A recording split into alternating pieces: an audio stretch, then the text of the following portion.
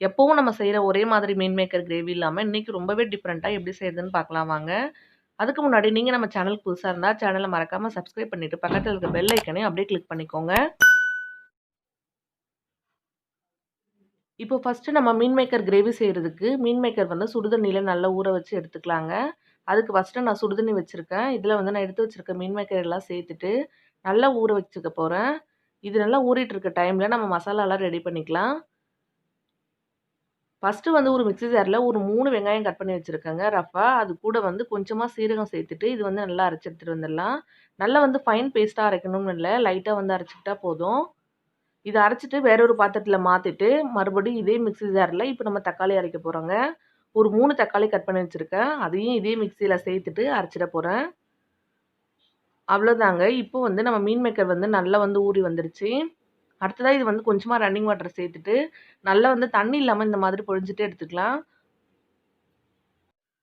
ரொம்ப வந்து சூடா இருக்கிறதால, கொஞ்சமா வந்து சில்லுன்னு இருக்க தண்ணி சேர்த்துட்டு, அதுக்கப்புறமா நான் பாருங்க இந்த மாதிரி புழிஞ்சு எடுத்துக்க போறேன். கொஞ்சம் கூட ஈரப்பதம் இல்லாம பிழிஞ்சு எடுத்ததுக்கு அப்புறமா, ஒரே ஒரு பச்சை மிளகாய் சேர்த்துக்கலாம் கூட. கொஞ்சமா சோம்பு சேர்த்துக்கலாங்க. சேர்த்துட்டு இந்த மாரி இத நல்லா அரைச்சுட்டு எடுத்துட்டு வந்துடலாம். அடுத்ததா 1 ஸ்பூன் அளவுக்கு கடலை மாவு சேர்த்துக்கலாம். கடலை மாவு சேர்த்தீங்கன்னா தான் பிரிஞ்சு வராம இருக்கும். ஒரு கொத்தளவு கருவேப்பிலை கட் பண்ணிட்டு இதில சேர்த்துக்கிறேன். இது எல்லாத்தையும் சேர்த்து இப்ப நல்லா மிக்ஸ் பண்ணிக்க போறோம். இது பார்த்தீங்கன்னா, ஒரு டிஃபரண்டான கிரேவிங்க. ரொம்பவே டேஸ்ட் சூப்பரா இருக்கும். குழந்தைங்கள்லேருந்து பெரியவங்க வரைக்கும் எல்லாருக்கும் ரொம்ப பிடிக்கும். பாருங்க இந்த மாரி நீள வாக்குல உருண்டை மாரி நான் புடிச்சு எடுத்துக்கிறேன். உங்களுக்கு வேணும்னா நீங்க உருண்டையா கூட புடிச்சுக்கலாம்.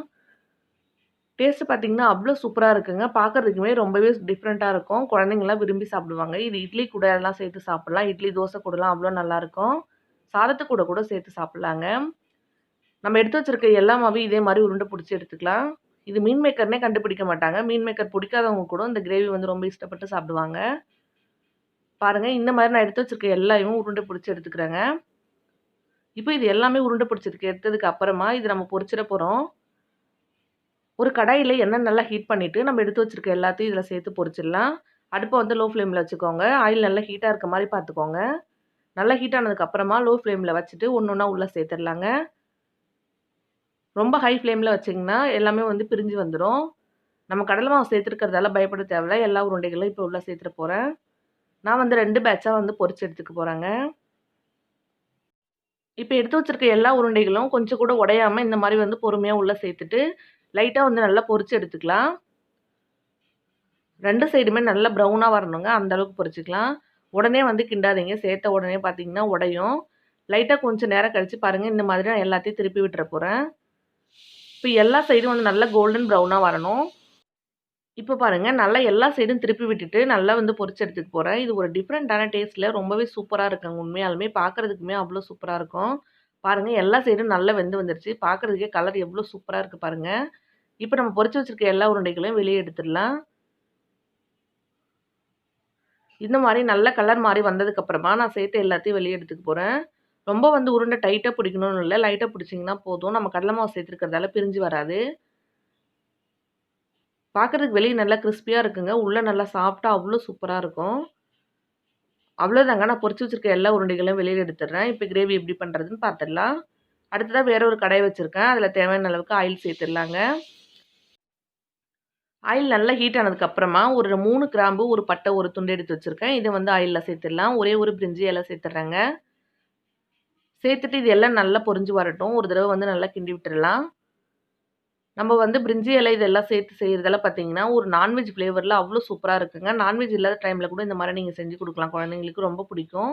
அடுத்ததா நம்ம வந்து கட் பண்ணி வச்சிருக்கல வெங்காயம், அத வந்து இதில சேர்த்துடலாம். பாருங்க நல்லா ஃபைன் பேஸ்ட்டா அரைக்கக்கூடாது. இந்த மாதிரி அரைச்சா போதும். இது நல்லா பச்சை வாடை போற அளவுக்கு கிண்டி விட்டுடலாம். கொஞ்சமா இஞ்சி பூண்டு பேஸ்ட்டு சேர்த்தேங்க. நீங்க அத சேர்த்துக்கோங்க. அடுத்ததா நம்ம எடுத்து வச்சிருக்க தக்காளி விழுது இருக்குல்ல, அத சேர்த்துடலாம். வெங்காயம் வந்து நல்லா வதங்குனதுக்கு அப்புறமா தக்காளி சேர்த்துடலாம். தக்காளியுமே பார்த்தீங்கன்னா, நல்லா வதங்கி வரணும். கூட வேணா கொஞ்சமா சால்ட் சேர்த்துட்டு நல்லா வதக்கிக்க போறோம் இப்போ. இருக்கட்டும். இப்ப நல்லா பச்சை வாடை போற அளவுக்கு பாருங்க, இந்த அளவுக்கு நல்லா வதக்கிடலாம். பாருங்க எந்த அளவுக்கு தண்ணி இல்லாம நல்லா வதக்கியிருக்கேன்னு. எல்லாமே டைம் எடுத்து நல்லா வதக்கிட்டு செய்யுங்க. அப்பதான் டேஸ்ட் பார்த்தீங்கன்னா, ரொம்ப சூப்பரா இருக்கும். அடுத்ததா கொஞ்சமா மஞ்சள் பொடி சேர்த்துடுறேன். காரத்துக்கு தகுந்த மாதிரி மிளகாய் பொடி சேர்த்துக்கோங்க. அடுத்ததா கொஞ்சமா கரம் மசாலா சேர்த்துடுறேன். நீங்க வேணும்னா சிக்கன் மசாலா கூட சேர்த்துக்கலாங்க. நல்லா சிக்கன் மாதிரியே பார்க்கறதுக்கு அவ்ளோ சூப்பரா இருக்கும். டேஸ்ட்டும் நல்லா வரும்.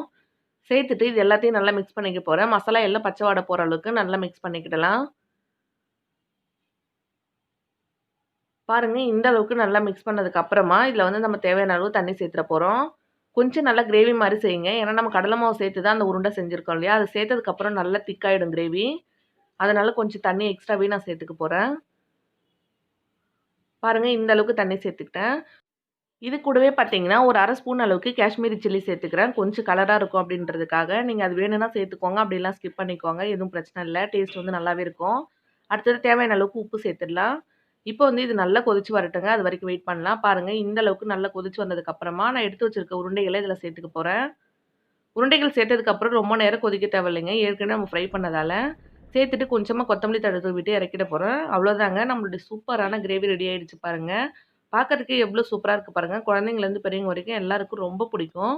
கண்டிப்பா நீங்களும் இது மாரி டிஃபரெண்ட்டா செஞ்சு ட்ரை பண்ணி பாருங்க. எப்படி இருந்ததுன்னு சொல்லி என் கூட கமெண்ட்ல ஷேர் பண்ணிக்கோங்க. பாய்.